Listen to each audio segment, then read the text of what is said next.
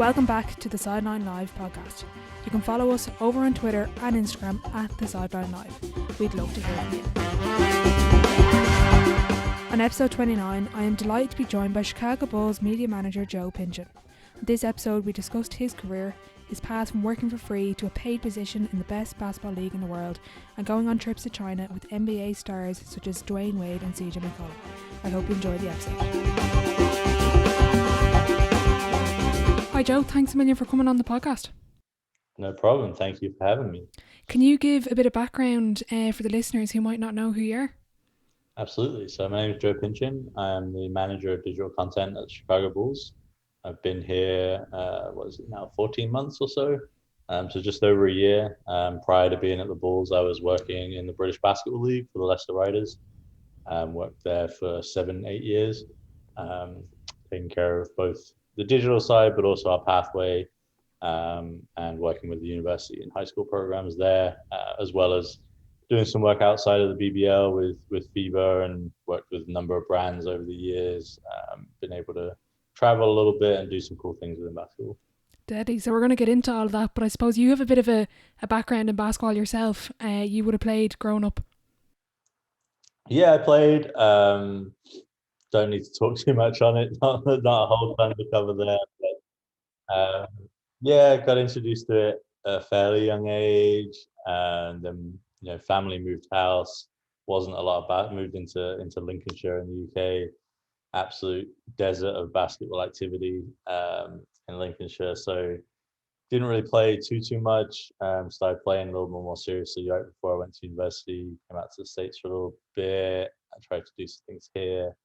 Had Loughborough University as kind of a backup plan, which is pretty solid backup. Went there when the program there was very different, very much kind of coming off of a bunch of changes there, and was able to impact some things off the court whilst playing, and kind of realized, self-aware enough that I wasn't going to make a ton of money playing basketball. My body's fragile, I've got terrible ankles. So knew that, I could play a little bit and could use that to meet people and to understand the game, and just kind of was all in on just learning as much as I could, both on and off the court. So obviously still trying to be the player and training and all that side of things, but also, doing a little coaching, understanding the runnings of a club, understanding what it takes to put a game on with, without any fans, with fans, ticketing, like all of these things. Was then able to travel a little bit, to again see basketball in different cultures, different levels, different experiences. So for me, playing was just kind of a gateway to meet a bunch of people, be around the sport that I loved, and whilst obviously being committed as a player, I knew that my career was going to be off the court, but definitely wanted to be within basketball. So utilize that time to really do as much as I could away from the court, to set myself up for once I was done playing. Yeah, I love that. A lot of players talk about don't let the game use you, use the game. That's kind of, I get the sense that what you did during your playing career. Yeah, absolutely. I was, made sure that even just small things, right? Like you meet teams you play against, you start to build friendships with people that you regularly interact with. Then moving into coaching, it's a pretty small network in the UK. So again, you're able to meet a ton of people, work with good people. And you're kind of all dealing with the same struggles of basketball in England, right? So you kind of bonded through that, which is good. Allows you to make connections in a meaningful way. I hate the term networking. I hate that kind of process to go through, but enjoy meeting people and working with new people and learning from people. So really tried to dive into that as deeply as I could. Good. And why content creation? How come you didn't maybe go down the avenue of coaching or other areas in the sport? Yeah, absolutely. So, coached a little bit just on the fringes, assisted with our women's team for a little while, head coached some of our lower teams at the university when needed, player coach for a little bit, with coaches being not full time and not able to make all games and things like this when our program at Loughborough was much smaller. So enjoyed it. Definitely was open to doing more of it. It just didn't stick, I guess, as much as I guess, the impact I could make from a kind of organizational level. And so actually the step was not straight to content. It was more towards the operations, and just running of the program and all the logistical things and processes needed to build out a program that we were doing at Leicester. Um, so yeah, it was more that side. And then the content side came out of necessity. Came into a club that we had, talented photographer, but brand was a little old and needed revamping. We partnered with 506. They took on the rebrand side of things, which was great, but still left us limited in our on the ground content capture, which ironically now they're doing a lot more of, now that I've left. But so yeah, just kind of dived into, and it was in a place where around the BBR there wasn't a lot of people doing a lot. So it was this perfect storm of being able, us needing to do more and me recognizing that that was how we wanted to market. And the baseline being pretty low, like there wasn't a whole ton being done. So it allowed me to do some things and that be received well, even though it was very basic. So I was, started with shooting just iPhone clips on the baseline and tweeting them, and they were well received. And I was like, oh, let me go and rent a video camera from the university and do some basic, camcorder filming. Then it was, oh, let me try some photography, and Villy, our photographer at the time, was great in terms of helping me out with some basics there, and Mansour as well in the BBL. Like both of those are legends within content game. There, have been doing it for a lot of years, so was able to pick their brains on the photography side a little bit. That gave me a bit of a baseline. My younger brother shoots video as his profession, so I was able to pick his brains on the video creation side and use him for a bunch of projects early on.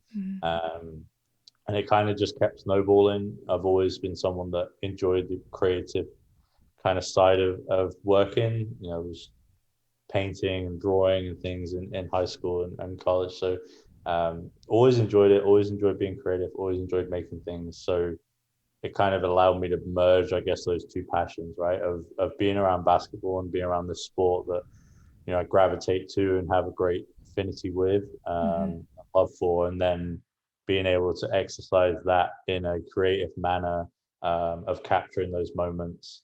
And also, I guess, from the behind the scenes, we were working as a staff to build out a program that led to a bunch of success, which was great.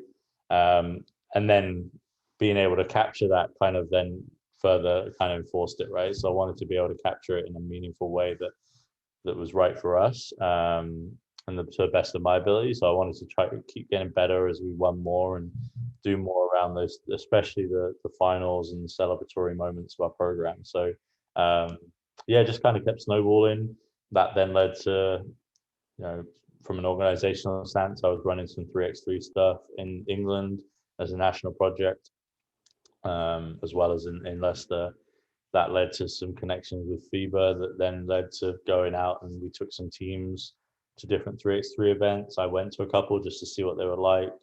That then led to some freelancing, just kind of everything just kept kind of going like that. It's sort of, it's funny how things work out. But for me, it was just a case of trying to pour myself into it, kept wanting to learn and steal to be able to capture those moments of us winning, primarily, and just tell the story of the team through the season, help our business side off the back of that through sponsorship and tickets, and merchandise. So yeah, it was a snowballing factor to get into the content side, but definitely something that was becoming a bigger and bigger role, within my role at the Riders. Was a struggle, was something normally that the logistics of running a big program took a lot of the day, and content was something almost doing in the morning and evenings.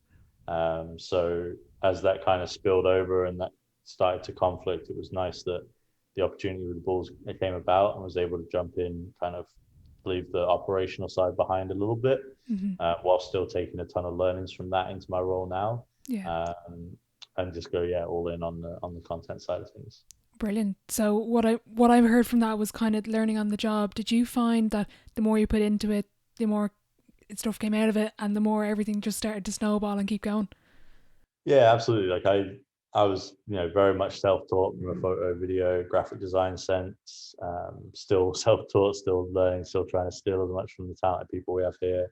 Um, but yeah, it was a case. It was exactly that, right? The more I did, the more opportunities came about. The more people saw my work, and then it was, oh, do you want to come and help with this project or this camp? And could you come down here for a day? I tried to say yes to everything, and that led to bigger things. Oh, we like to work with Lester. Like, do you want to come out to China and do some stuff with Dwayne Wade and Li Ning? It's like, well, yeah, of course. Like, uh, or the work I did with Den Camp and Luol and Steve Beer there, like that sort of stuff again came off the back of what we were doing within the BBL club, and then helped me also then meet some different people and again like work in different ways. So um, yeah, very much would not say I'm business minded or kind of entrepreneurial in growing my brand as such. Yeah. But just tried to say yes to everything, do as best job as I could with whatever I was doing.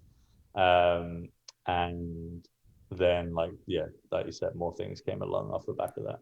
100%. Your hard work definitely paid off. I had it written down that you went to China with Dwayne Wade. I think it was a separate trip with CJ McCollum. Talk us through that. That must have been a pretty cool experience. Yeah, it was fun. So British content and host Benny Bonsu was working with Li Ning and Alibaba, um, the e-commerce brand. So we were there. We did two different trips to China and one to LA. Always to highlight and capture launch of either new shoes or moments within that kind of shoe launch calendar. Um, so it was fun. China was fun. I'd been recently before that over to the world to FISU's 3x3, which is the Oh, International cool. University Games um, there. So I'd seen a little bit of China. Definitely wanted to get back and see more, which was great. Like we would we would spend literally 24 or 48 hours in each city. We were there for a Wow. week or so each time, week to 10 days. So it was good. I didn't see as much of the place I want to. Definitely still want to go back and tourist a little bit. Yeah. Uh, but yeah, it was nice to work with those guys, both of them. Great. Udonis Haslam was out with Dwayne Wade as well, so got to um, you know work a little bit alongside them and their content. It was nice. Nice to just do something that was a little different, a little more brand orientated than I had done at that point. Mm. Um, and again, just try and tell that story visually of the crazy love the fans have for Dwayne Wade there and CJ as well. But yeah, it was good fun. Food was amazing. Culture was amazing. Definitely recommend it as a place to visit. Definitely want to get back. Mm. Uh, and it was good fun. It was good fun working with Benny. Something different again in terms of the content style we were creating. So tested me a little bit there, and definitely as you look back, you'd love to kind of take another pass at it now that I know a bit more. But Yeah. uh, it was good fun. It was good fun again, and then from that, it's a bigger brand on the CV as such, and opens a few doors here and there as well. 100%. I was listening to a previous podcast you had with someone, and you were saying about that time you're in China with the lads that they would, like, obviously they need to do things, but in the morning they would get up early and get work in. Were you sort of, did you ever see that, or was it more just you were kind of around for the brand things? Yeah, we were a little removed from it, but we would stay in similar hotels in some of the cities. Some of the cities we stayed in different hotels. It was a mix, but yeah, definitely aware of their schedule, talking with their trainers when we're at events. It's just again like it's just the level of professionalism they have. Like that's Mm-hmm. why they're there, right? Like they're basketball players. They understand that that is their craft, and all of these things that come with it is a product of the work they're putting in on the basketball court. So, Mm-hmm. um, yeah, that was rarely sacrificed. That was very much maintained, and if that meant them getting up super early in the morning or staying up late when we got into cities around the travel and things like that, they were doing whatever they needed to do to keep that ticking along for sure. Mm-hmm. You mentioned there kind of brands and working with people opening doors. Talk us through the opportunity with the Bulls. How did that come about? Yeah, so again, I guess whilst at the Riders, I tried to get out of the UK and see as many places I could and what they were doing. Through a friend at NBA UK was able to introduce me to a few content teams in the NBA. Was able to make a trip out in I want to say 2018, maybe the year before. I can't remember. I made a couple of trips, so I came out and did sort of Chicago, New York, Philadelphia, Toronto, where else? Washington. Um, Kind of just stopping off a couple of days in each city. Hmm.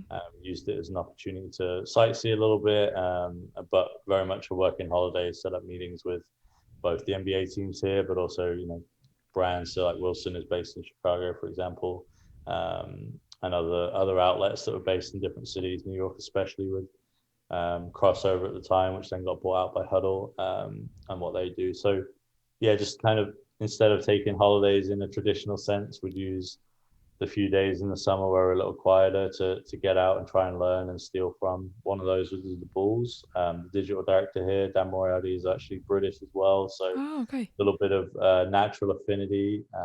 Came in from a non-basketball route, but yeah, similar kind of British background. So had a little bit of affinity there on the first trip. Then was coming out to All Star in LA. And again, like for me, anytime I was going to the US, I'd always try and tag on somewhere as a stop off, and kind of mix my flights so that a couple of cheap flights within the US to see a few more places and meet a few more people. So Hmm. did the same thing. Finished up at All Star, or maybe before actually. I think went to Chicago first, and then again they were welcome enough to let me come and see how they work games and what that process is like. Um, Got the experience around shooting a couple of games.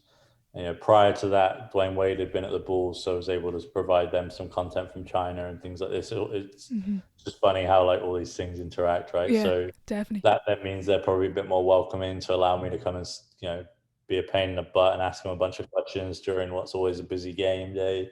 Was able to shoot some content whilst there, and again, obviously share that with them. So again, just built up a bit more of a relationship, and that was a couple of years ago. And then as digital has grown within the NBA, as the team has grown, as more money has been put into the departments across the league, but the Bulls specifically, they were looking to add someone that was, a content person and a content mind, but with a basketball background and with a focus on the storytelling of the team. Hmm. Um, and yeah, kind of reached out, asked me to apply, went through application process, then went to attack the visa process, which Yeah. it's funny when you're applying for jobs. You obviously spend a lot of time making sure that you're prepared for you know what that job might entail and trying to educate yourself and get as ready as you can be, both for the interview process and then obviously the role. um, for me it was double that. It was also then trying to educate myself on visa processes, something that I hadn't spent a ton of time on previously. Didn't Knew that potentially wanted to work in the NBA or in the US and college system or somewhere in the future. Hmm.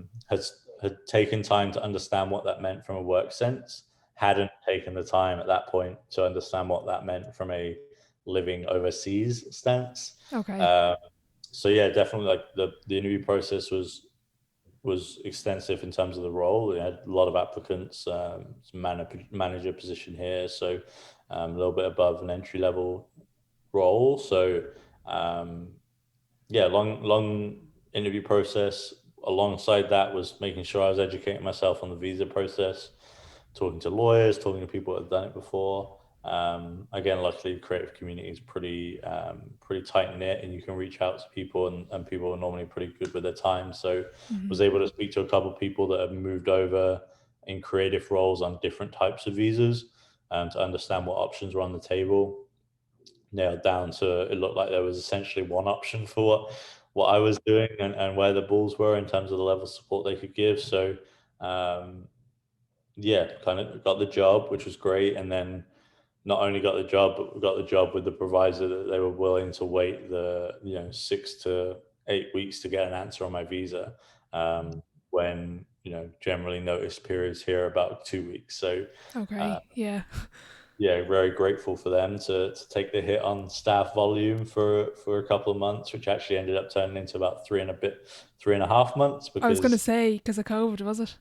not because of COVID actually, and actually I got in just in time before visas and Oh, embassies perfect. started to slow down. So again, Yeah. timing worked out really well to make it possible. But it was just a case of my role and the visa type I was applying for was not an exact fit. I'm on an O1 visa, which is a temporary work visa for a number of years, but it's designed for more for either people coming into film, movies, or TV shows, or traditionally like lecturers. If Yeah. Harvard wanted to bring in a professor of something that and lecture for 3 months, that was the type of visa they would be on. So, Okay. um, trying to align content achievements um, and CV accomplishments from a creative and sport angle into what is an academic or TV movie angle was interesting. But the lawyer I had was tremendous. He was great to work with. He was very upfront with chances and kind of took a really serious look at my case. And Hmm. I'd spoken to a number of other lawyers that were, I would say, overly confident. You know, lawyer I used, he was confident that I could get it. He explained why, and then we worked through the process. And again, all those aforementioned opportunities that I took came into play again because a lot of the processes, reference letters and Hmm. people explaining the role you had on their company within the work that you did, Hmm. and that kind of shapes your application. So again, all those little things that I said yes to with different brands, whether that was a week in China or a random afternoon in London, allow me to pull on a number of people to make a strong enough application to make the jump out here. So Yeah. yeah, got through in the end, and then got here about a month before COVID shut down everything. Okay. So it was good time, and it just shows there the power of saying yes to things. Like you said yes to an afternoon in London that you could go back to and get a ref. Like that just shows like not networking, but take every opportunity, as you said beforehand. Yeah, absolutely. Like I would never was thinking like, oh, this is going to play out in 3 years' time, and I need a reference from this person. Like it was Yeah. just something that could be cool. So why not go do it with the time that I had. So yeah, definitely continue to try and keep that approach. And I think the worst case is you get a bunch of cool experiences under your belt and things that some fun stories to tell down the line. It was normally work with great people. So yeah, worst case, that's the best thing that comes out. Yeah, that's the worst thing that comes out of it. It's Yeah. pretty good. Yeah, that's not too bad. And then, so you got to Chicago then before kind of the whole COVID Yeah, thing? I arrived in February 2020. So I got about a week before we hosted NBA All Star Hmm. weekend, which is obviously more than the weekend when you're the host city. So I had about a week trying to settle in, meet as many people as I could. NBA All Star hit, which was chaos, running Hmm. around trying to capture content, and then got a couple of weeks or so out of COVID, out of NBA All Star Weekend, and then obviously COVID was happening in the background at that time. It wasn't really at the forefront of a lot of people's minds, and then obviously NBA had positive cases, and kind of called into the office. Now we're going to work from home for a couple of weeks, and Yeah. everyone's like, "Oh, a couple of weeks, like it might last a little bit longer, like it's a couple of weeks." Obviously, the NBA then stops, and yeah, like then you're working at home for the for the rest of the summer. We weren't a part of the Orlando bubble, so we had a long stretch there where there wasn't a ton going on with the Bulls as an organization. We were kind of sitting waiting, which is an interesting challenge for content. Like I've always been around busy times of the season, and even Hmm. in the off season, you're talking about trades and signings and stuff like that. So it was a fun new challenge. Luckily for us as a team, the last dance kind of happened for a 6 week period within that, which allowed us to be, you know, us and Jordan being the center point of the sporting world for a 6 week period was good fun. Yeah. Trying to maximize that on a number of different fronts. So again, that was a cool challenge, really cool project to be involved in. Our entire team crushed it on a number of fronts. It was really fun, and I think that also like it set us up well to know that we can creatively brainstorm being away from each other. We can work events Hmm. at home if we needed to. At that point, we were worried about, when games come back, are we going to have to work at home? How would that work? Yeah. There's a lot of rules in place in terms of both, obviously, if people do contract COVID, but also if they have exposure to someone. So, Hmm. um, yeah, Last Dance was awesome as a project. Really, definitely like career highlight for me, and I think most of the people that worked it from our team. But then it also gave us some good learnings going into this season. We knew we were confident that we could be on Slack and Teams calls during events and Yeah. work in that way if needs must. Gave us confidence to be able to do that around the draft lottery um, and then the NBA draft. So yeah, it was good. It was good. It was a good time. I'm glad I got into the US when I did before embassy started to close and things. I don't think as much as they were gracious enough to wait the months that they did, I don't think they were going to wait Yeah. another another year to be able to hire me, right? So Yeah. yeah, it was nice. And then the Bulls as an organization been tremendous throughout the COVID period in terms of supporting us as staff and it's a family run business. And I heard a lot of really good things and a pandemic and the impact that has on a business. Yeah. Really, it demonstrates what you are as a business, what your values are as people. So really, it's demonstrated that, and definitely really happy to be here and be a part of it. And what's that game day like as in terms of content? Could you take us through, like I'm sure you obviously have meetings beforehand. How do you plan out the different roles and the different pieces of content you're looking to capture and create?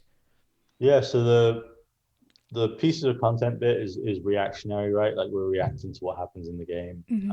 For the most part, we have a number of sponsorship commitments and partner commitments throughout a game. So you'll see on our feeds, we have a game day post on Instagram stories, for example, is sponsored by Zenny. We have our starting lineups post is sponsored. So we have a number of those things that we're needed to take care of. Then we have a number of opportunities where partners will have agreements for X amount through the season. So we're looking out for those.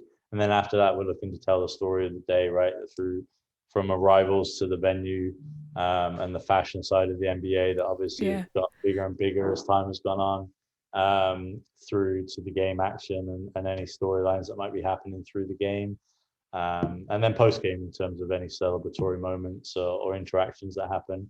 Again, this year COVID limiting some of that stuff, but Yeah. um, that's kind of the content side. We're looking to tell those stories. We're looking to highlight our players in the best possible light.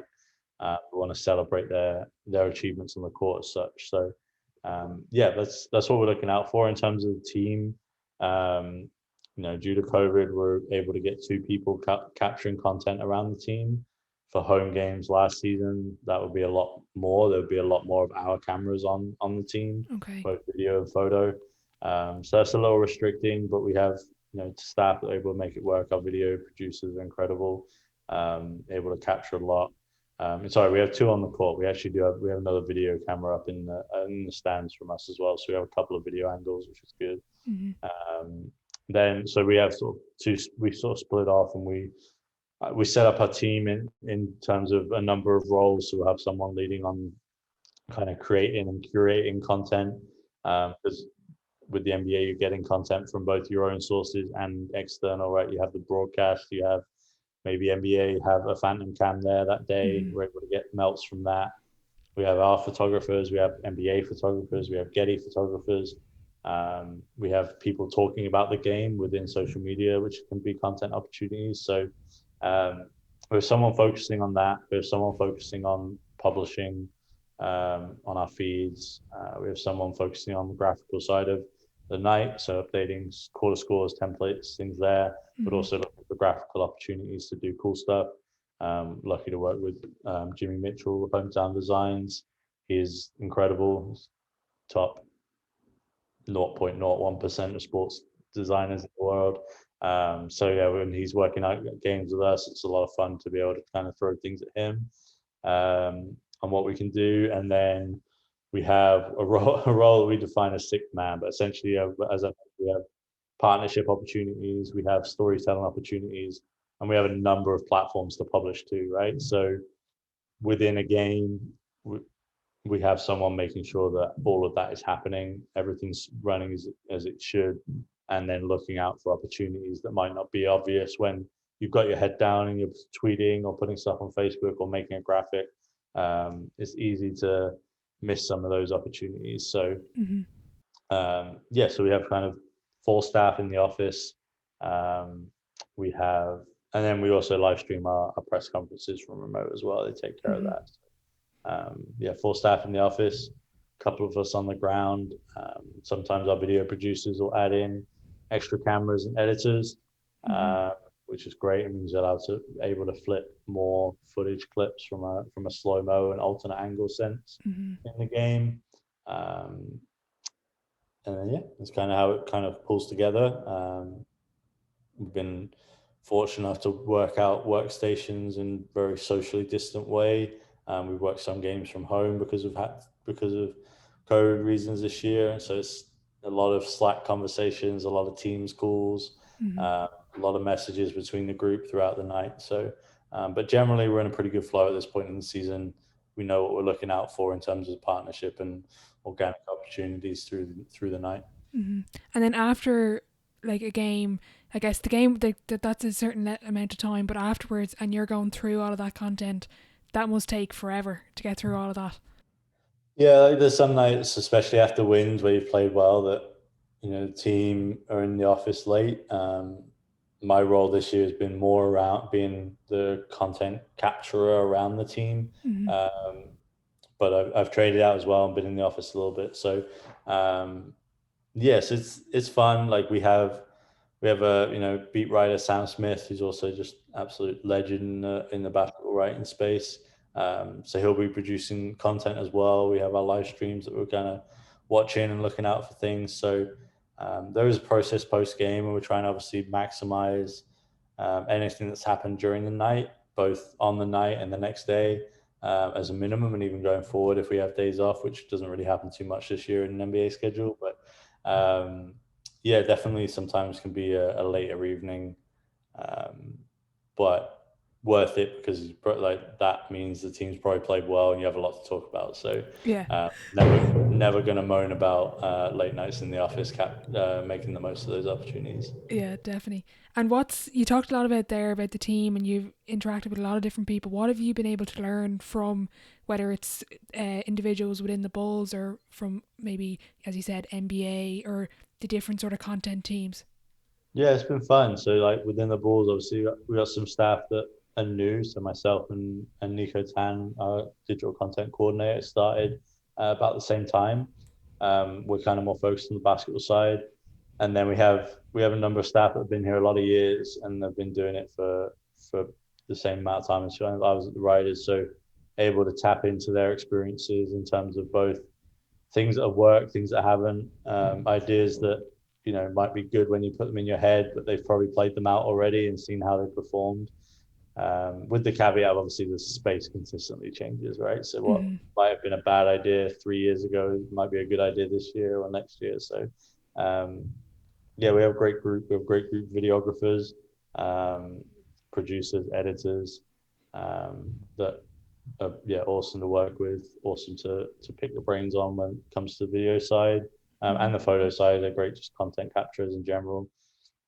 Jimmy's obviously just a beast of a talent from a graphic design stance. So it's probably one of the downsides of COVID, to be honest. Is like I definitely was looking forward to just kind of sitting over people's shoulders a little bit more and tapping people on the shoulder, asking what they're working on, or whereas COVID's led to a lot more of it's a lot more organized communication. I would say, it's a lot more teams meetings and you're putting time in people's calendars and it feels a bit more forced. So Yeah. do look forward to be back in the office and kind of sitting in the same room as people working on these projects so that you can like bounce around a little bit more. But even within this year, um, a few technical things, but just a ton of more strategic learnings and mindsets on things. It's just different Mm-hmm. in the NBA world when you've got this great collection of people that are great at what they do.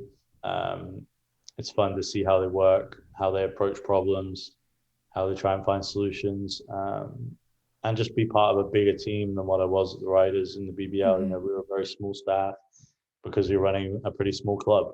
So Mm-hmm. um, now it's obviously a much bigger business, a lot of different aspects to it.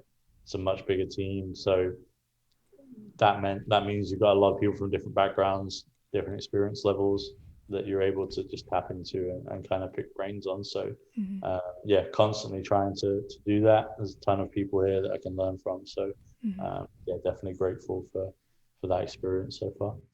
In terms of the COVID, you mentioned it's nearly like your job is more important this year because there won't be fans or as many fans in the stands, so they're nearly relying on the content team to get the stuff out and get it into the hands of the followers. How do you measure success then?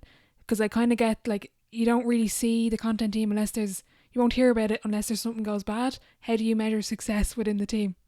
Yeah, so we're looking to grow in a number of directions. For us, we will measure success against like our business objectives. So what are we trying to impact for our business? How are we growing Bulls fandom? How are we growing, future pipeline of fans? How are we creating legendary digital experiences? So our measures of success are not so much, metric based, although we do pay a bunch of attention to that and Mm-hmm. more and more so as time goes on so that we can see how we're performing. But, we're measuring as if we're impacting those things that are then impacting the bottom line of our business. Mm-hmm. And again, like our directors within our department do a great job of outlining where we need to grow and keeping us on track with matching those objectives. So yeah, for us, success is that it's a little bit more holistic. It's a little bit less. Oh, this one did 1 million views and this one did 100,000 views, so that's a failure. But Yeah. because especially now, like you said, content playing a bigger role. And as you have such a big audience that we do, you have to be very mindful of like segmentation of the audience, right? Like not all things are going to be viral, but it might be just as important if it's got 50,000 views as something that got 1 million views, right? Mm-hmm. So, um, not whilst we're very aware of metrics and very conscious of it, and allows us to benchmark and see growth in our platforms. We're looking internally for us, like what are we doing on our platforms? What are we doing that's impacting our business and our community? Especially this year, I think it's opened a lot of businesses' eyes to what they're doing on their own doorsteps in terms of trying to improve this world. So, Mm-hmm. you'll see our content having more and more aspects of that. We launched our community channel, for example, recently. So, yeah, there's a ton of factors that come into it, but generally speaking, from a high level, we're looking at how we can impact our business and our community.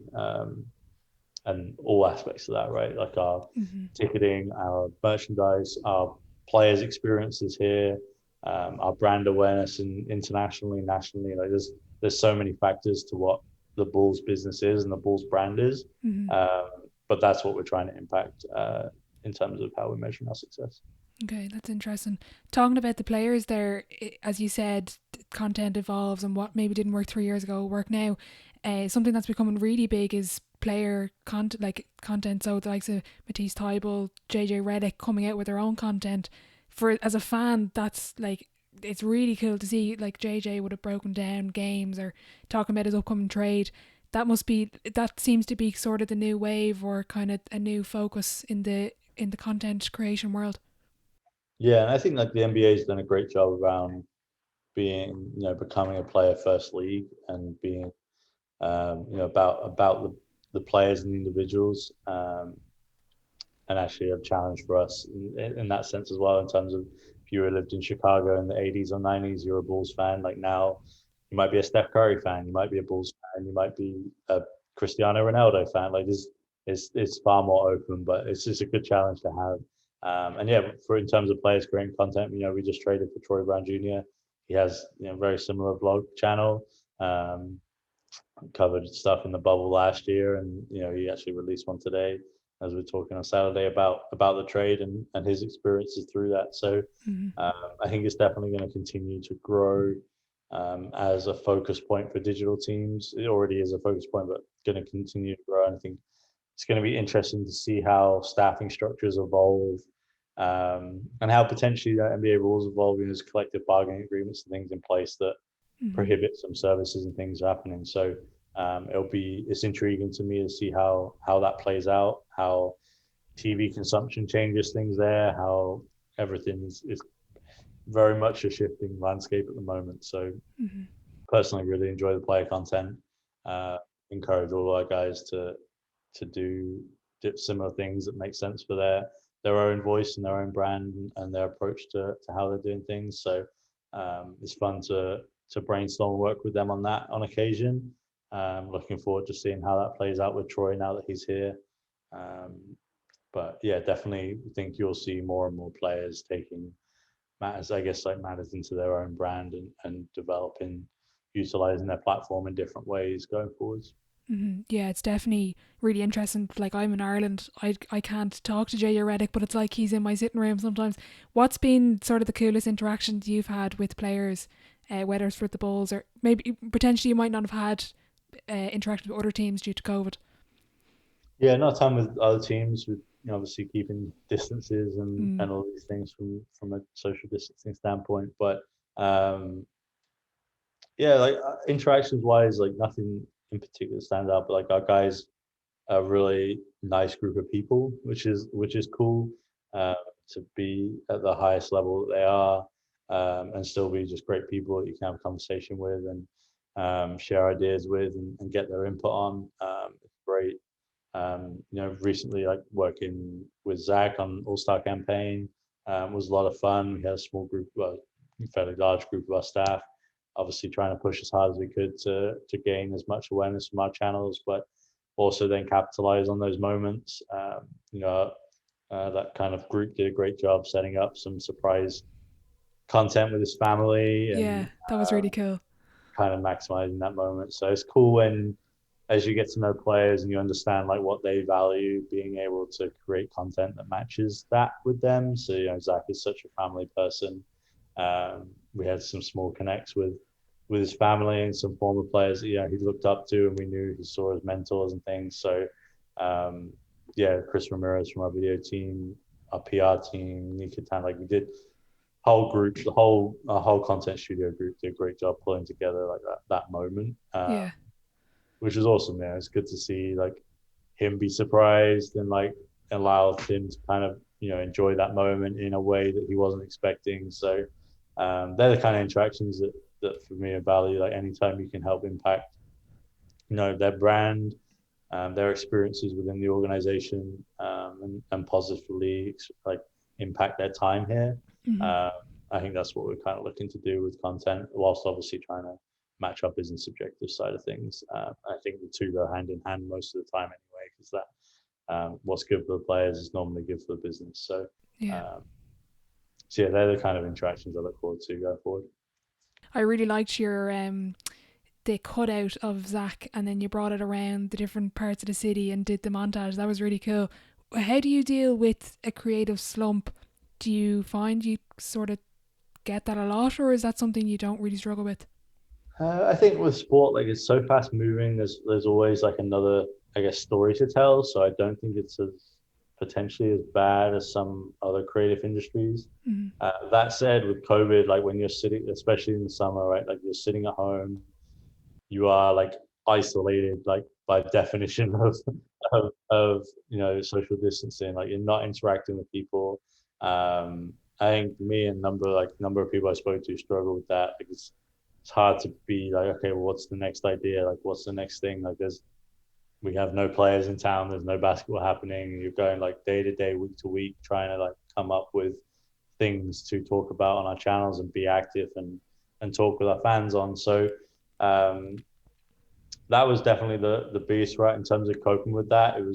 It was to just kind of acknowledge it, like understand that like it's gonna be harder to do things in this world than mm, when you're around and you're bouncing around different NBA arenas and you're talking to players and like that gives you that creative juices to be like, okay, that's like something cool that they mentioned we can play off of, or yeah. we feel like this arena like sparks this idea or whatever. So um, yeah, I think the acknowledgement of it and like not sort of kind of putting too much pressure on yourself, especially in this last year, and it's been tough for everybody on different reasons. Mm, There's been a lot less job security than ever before in the sports world.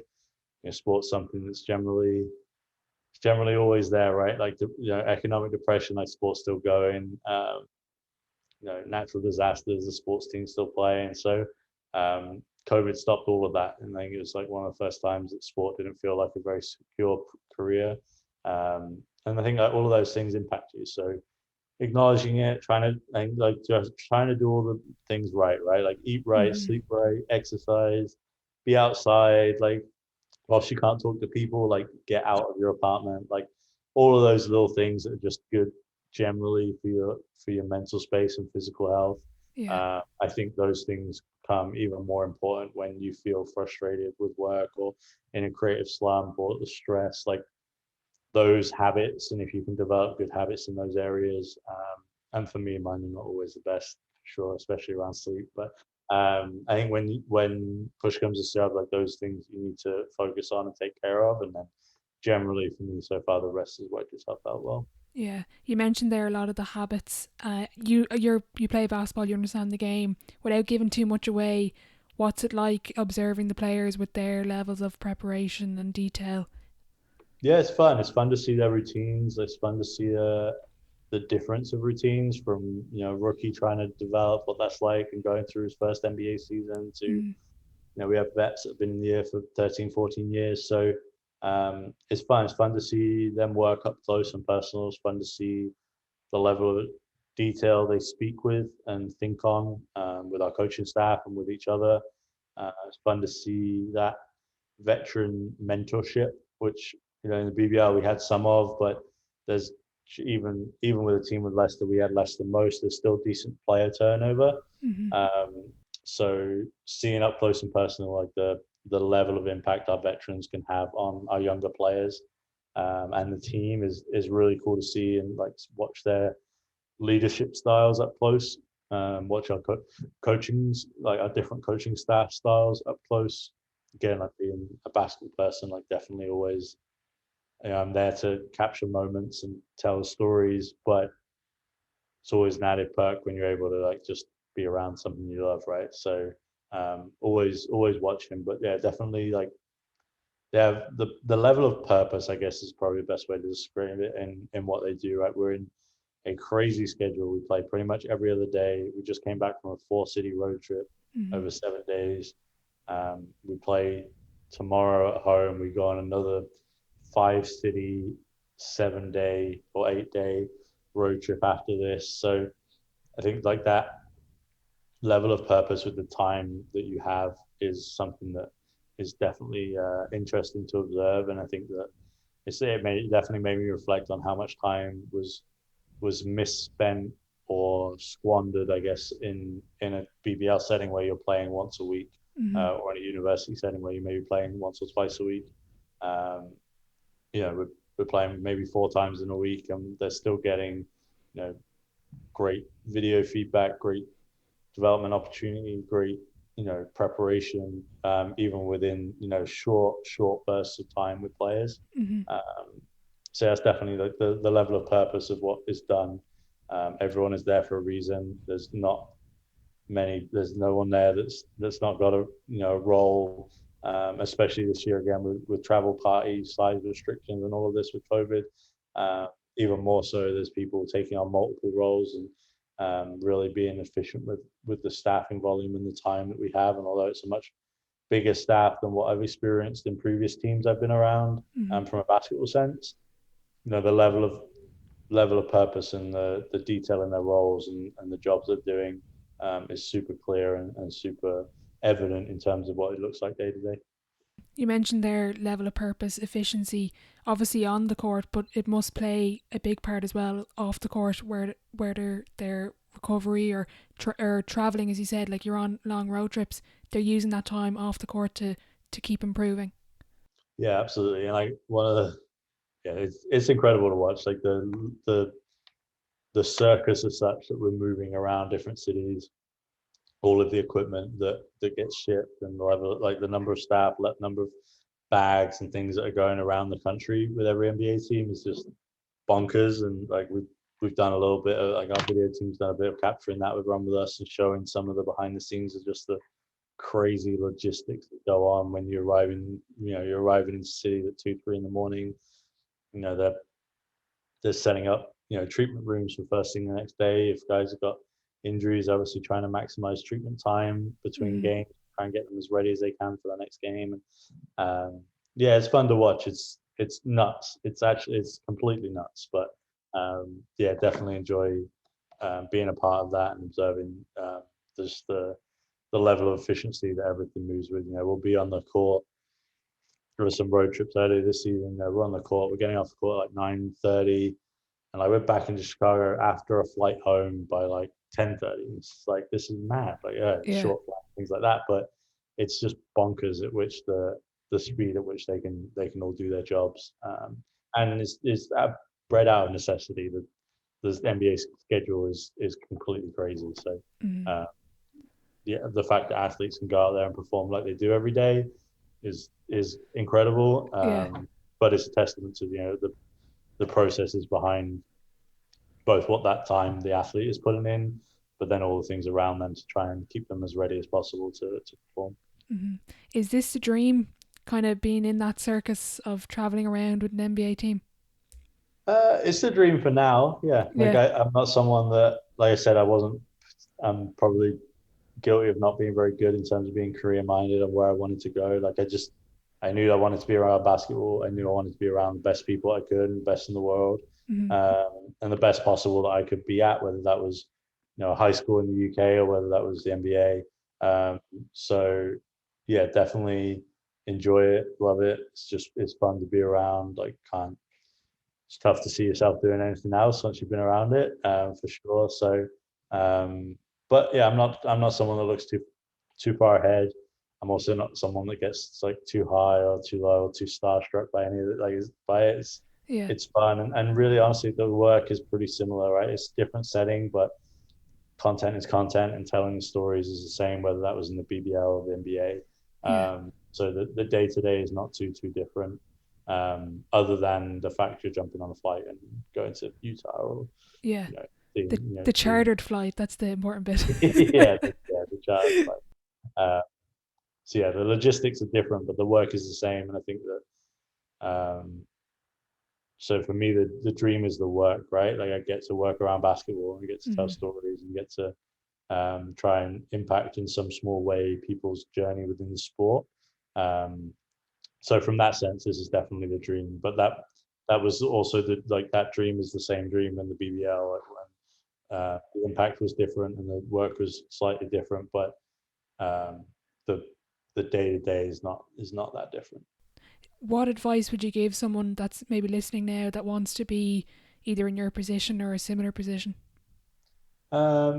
Just understand, like I said, that it's not. I think there's a misconception that you need to be around NBA, you need to be around NFL or college football if you want to work in football. Like especially content. Like if you can tell good stories with an iPhone at a random high school in the south of Ireland, like Mm-hmm. then if you can do that there, you're probably going to be absolutely fine as soon as you get to the next level. So I think my advice would be like, don't turn those up to something that feels like a lesser uh, content experience. I think if you can challenge yourself, it's normally where you're able to get that experience. It's where someone whether they can like let you into the game. There's the higher the level, the more limits there are on credentials, and Mm-hmm. the more purposeful again you need to be there. Like they're not going to let you into just be like, oh, I want to shoot an NBA game, or why? Like Yeah. 6 spots on the floor. Like why should you take one of them for your experience? And whilst actually I look forward to being able to do a little bit of that with mentorship down the line once COVID's wrapped up. But Yeah. yeah, I think generally you can get into from a sports sense, you can get into games. If it's music industry, you can get into events. If it's corporate world, you can get into smaller businesses, and you can do work that is really really valuable to that business or club or event, Mm-hmm. uh, with more limited technology, with more limited investment by yourself to get started, um, and probably obviously smaller paydays potentially along that way, and um, you know, but allows you to hone your craft in a way that's meaningful and a way that's impactful to your community that you're in at that time. Mm-hmm. Um, and I think that's always my advice is don't turn your nose up to the small team that needs some help.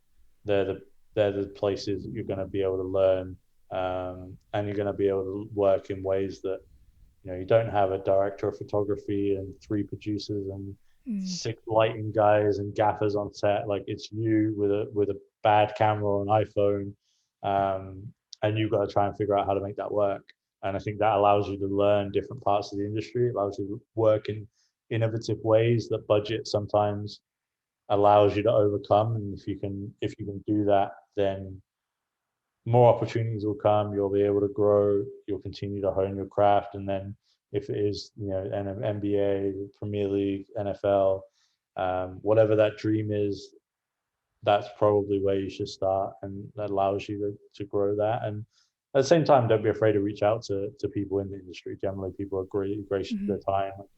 Everyone has come from somewhere, right? So I think they can all appreciate people trying to move up. But it's tough to talk with someone who's like, oh, like, I want to take photos. I want to take photos of the NBA. And it's like, oh, what are you photographing at the moment? I've never taken photos.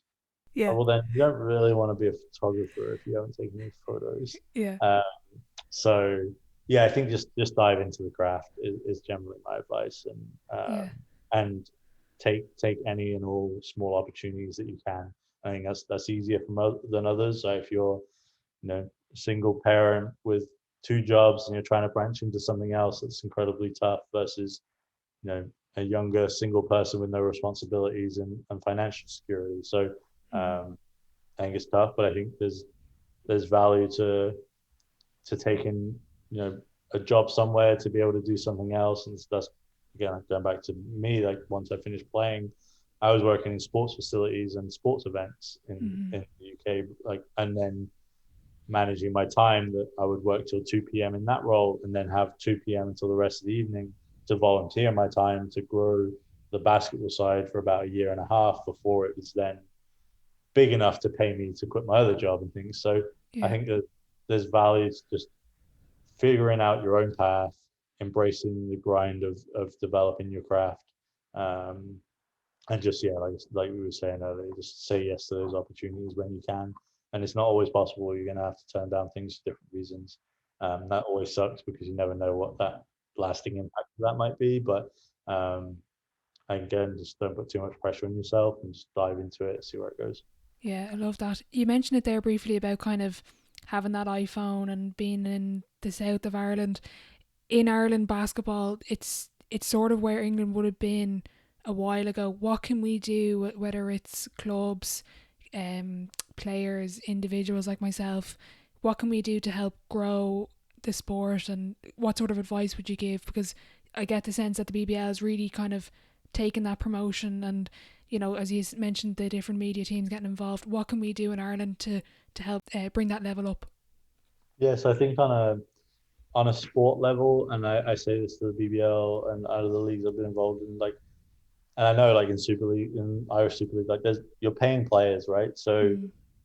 there's going to be a return on investment on that. Like you want your team to be good. If you're good, you're probably going to sell more tickets. If you have an exciting player, you're going to sell more tickets or merchandise or jerseys.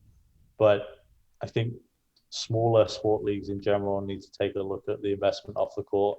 And actually, in season one, if you pay one less player and pay someone to market your team, in season two, you probably can afford three more players.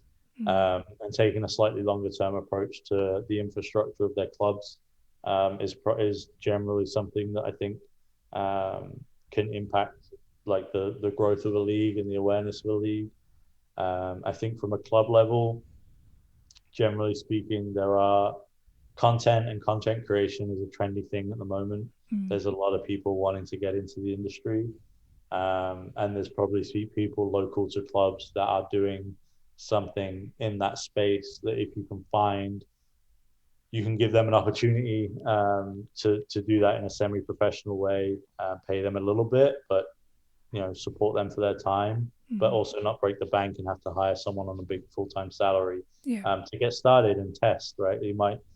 I think it's also understanding markets. Like you might, excuse me, you might be in a town where the maximum you're going to get is 1,000 people at your games, Mm-hmm. and therefore you need But if you're getting 200 at the moment, that's a lot of headroom. You might be in a town where you're getting 3,000, but you might be able to get 20,000 at games. So I think starting small and testing is the key, but starting. Like I think there's too many teams that immediately say, "Oh, we don't have budget for this," and like, but actually, if you're paying a photographer a small amount of money to come and cover your game, you might be able to sell your top photo of the game on social media to a sponsor to cover that cost immediately. Mm-hmm. So immediately you're getting more content than what you're paying for. Um, so there's greater value there. So I think it's trying to think in that way, like where can you grow small that isn't going to break the bank, that isn't going to hurt your business, that isn't going to cripple you, isn't going to tie you into full-time salaries. Mm-hmm. There's a lot of freelance creatives from an editorial sense, a photo, video, graphic sense, in Ireland, but also around the world. Like I think one thing that COVID's hopefully opened up businesses to is that a lot of the work doesn't need to be done in the office that you're sitting next to someone in. Yeah. So if you can find someone in Belgium that's a great designer and affordable and meets your needs and has capacity to help you, then go for that. Like why not? Like it doesn't Yeah. need to be, you know, someone that's in Ireland to help you help things in Ireland. So um, yeah, I think that they would be like the starting points is just do something and be mindful of whether it works or not, right? Like understand that, have a plan, like Mm-hmm. have, or even if your plan is to find someone to write your plan, uh, understand like what you're going to try and do to start, then be able to measure that in some way in terms of whether that's increasing your email list or your ticket sales or your merch sales, like, and then see what works and what doesn't, do more of what does, stop doing things that don't. I think too often people see like, oh, we've got to do content and look good. Like you do, but you need to do it in the way that makes sense for your business. And Yeah.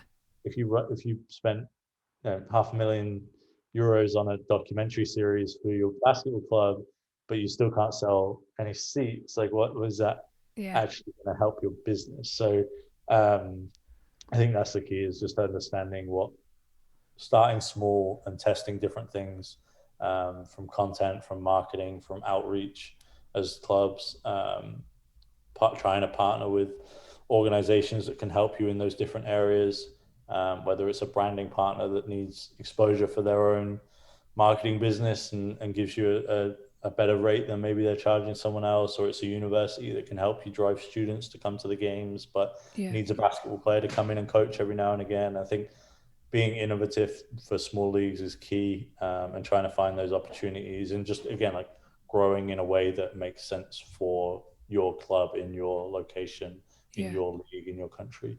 Yeah. um, I like the way you said there, write out the plan, and then kind of what we mentioned before, how are you going to measure that success? So, as you said, well, if you're going to hire someone, well, what are you going to get out of that? And make sure you know that going into it. yeah, and they then know that as well, right? Like you Mm. just, and I think that hiring is one part, but firing is another. And I think is too much made of trying to find the right person. If you haven't got them, then probably there's Yeah. someone else out there that's better.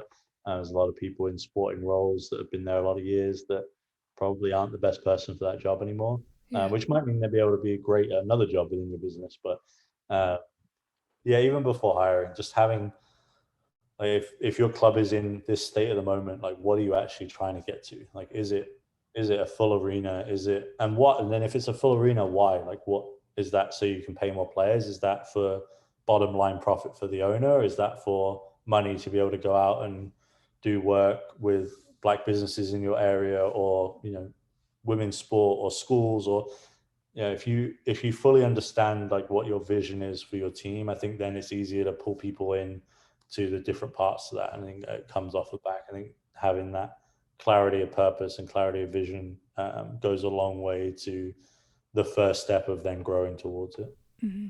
We're going to wrap up with the final segment of the podcast. It's called the Sideline Seven. So it's the same 7 questions for every guest, kind of a thought provoking round. So I'm going to start off with question 1. What is your favorite quote? Ooh. I have a lot.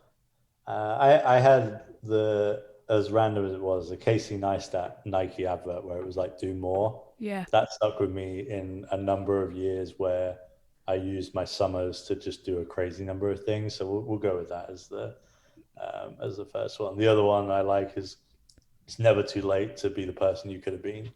I think there's a lot of people that get to points in their lives and it's like, oh well, maybe I'm past the ability to do that, and I think it's bullshit. I think you can generally do what you want to do with your life in some way, shape, or form, Hmm. if you can figure out a way to do it. Yeah, that's a good one. You're a big Casey Neistat fan, I take then. I enjoyed it. Yeah, I enjoyed his content, enjoyed his grind, his entrepreneurialness, and turning a small filmmaking business into 25 million tech acquisitions and things like this. So yeah, Yeah, definitely enjoyed the observation of what he does. yeah, he's a really cool guy. Question two, or actually, I wanted to talk about a quote. You know, it's kind of a cliche one: "Do what you love, and you never work a day in your life." What is? Can you give your take on that? Yeah, like I like it. I think more is that like if you do what you love, like you the work just doesn't it becomes your life. Like I feel like there's definitely days that like I love basketball and I love what I do, and you're still like absolutely beat by the end of a work Mm, day, right? So um, I think like I heard someone describe, I think it was Last Chance U recently. It was like one of the coaches describing like his love for basketball evolving like a relationship, right? And I think that that's like very similar for me. Like there's days where like wake up completely fired up and I love it, and there's some days I'm completely frustrated with it, but I still love it. Like it's just yeah. frustrating that day. So um, yeah, like for me, I've never seen I've never wanted to see work as work. I've done jobs where it's felt like work and I've gone in and worked and then gone home. I never wanted that for my life. I want to wake up and do what I'm doing and that be my lifestyle, Hmm. um, versus like, and some days that is 9 to 5, but a lot of times it isn't. A lot of times it's Saturdays or Sundays, weekends, it's late nights, early mornings, but it's the work has become a part of my like the lifestyle, Yeah. versus a job. So yeah, I've been lucky enough to have that. Best sporting event you've been to, and you can pick that as a fan or whether you're working at it. Sporting event for me, K54 probably, before they charged for tickets. I think it killed the vibe a little bit when they started charging tickets. I understand why they had to, but um, the year before they charged for tickets, K54, if those don't know, is a streetball event in Paris, is a Jordan brand event. Has been going, I want to say maybe 15 years now, like over a decade. Started as a small event, has grown to be at the foot of the Eiffel Tower with thousands of people watching. It's this amazing mashup of basketball with street culture, music, fashion. The branding is incredible. The atmosphere is incredible. The weather is normally incredible because it's in summer in Paris. Hmm. And yeah, it's just different. It's a different vibe to anywhere else that I've been from a sporting event. Um, yeah, so K54. Although I look forward to playoff games at the United Center. Maybe that'll top. Yeah. Is there any particular sporting event you'd love to work at? Um, NBA Finals, like Bulls in the NBA Finals would be good fun. Yeah, definitely. Um, yeah, I've been fortunate to check off a lot of the ones that I'd like to, like Final Four, NCAA, potentially one day would be good. Olympics with 3x3 specifically would be crazy. Having seen that first big major event in Athens back in 2012, I want to say, Hmm. maybe 2011. Being involved in the sport in some shape or form through to now, working the Olympics with 3x3 would be good. But yeah, NBA Finals, like a Game 7 of NBA Finals specifically. Mm. Um, Olympics for 3x3 would be good fun, just because the Olympic vibe is always good. Biggest setback or challenge so far in your career? Ooh. Challenge just like before here, like trying to figure out ways to grow in a smaller market with this limited budget and limited staff, and um, that led to a bunch of frustrations and setbacks in terms of what that looked like day to day, Hmm. and it can be tough. So, but still loved it. Still was still all about it. Like loved my time there, but definitely a challenge to make that growth, and not with the aim of making a jump, but with like trying to figure out what was next within that. So Kind of on the flip side then, what's your biggest achievement?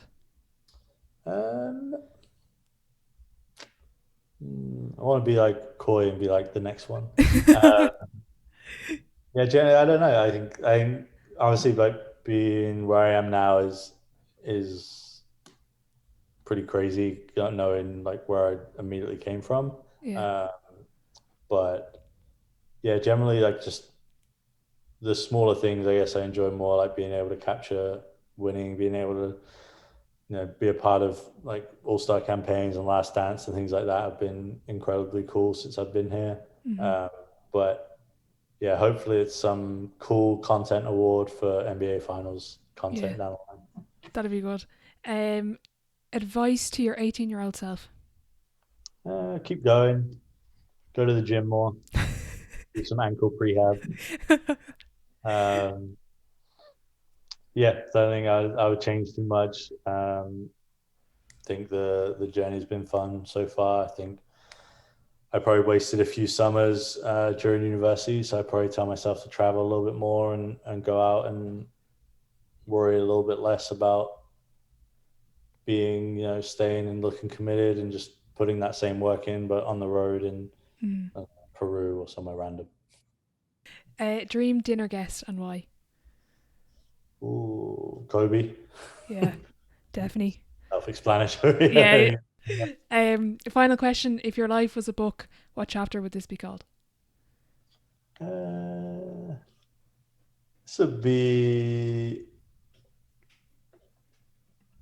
This would be like the like the midpoint of the book where it's like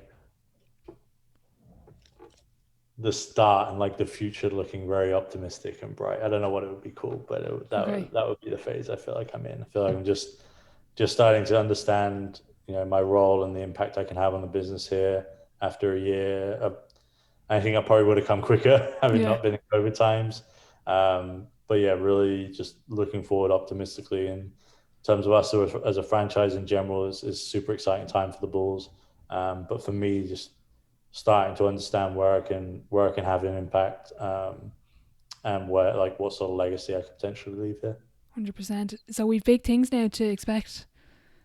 Hopefully, Yeah. we'll see. It's like right now. It's a case of maximizing a pretty crappy time for the league, right? Like Yeah. COVID still sucks. We still don't have fans.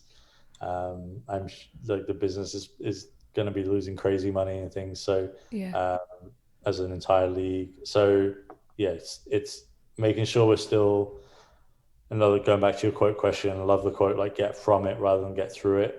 Like so making sure we're getting stuff from this time, Yeah. making sure we're learning different ways to work, and it's forced us to snap out of some old habits in a lot of places, I think. So Mm-hmm.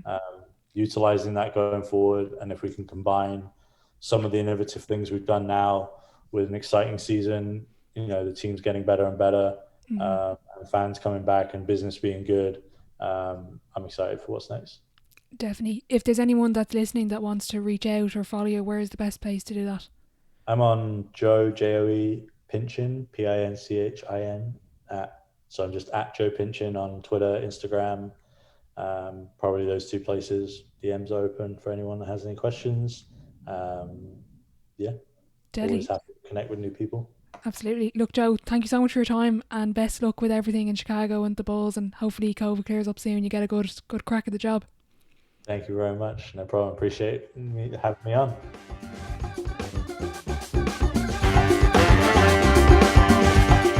A massive thank you to Joe for coming on today.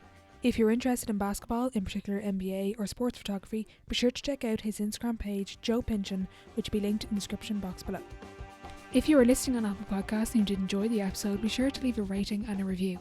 If you're interested in starting up your own podcast, be sure to get in touch with the Primal Productions team over on Instagram at Primal Pro.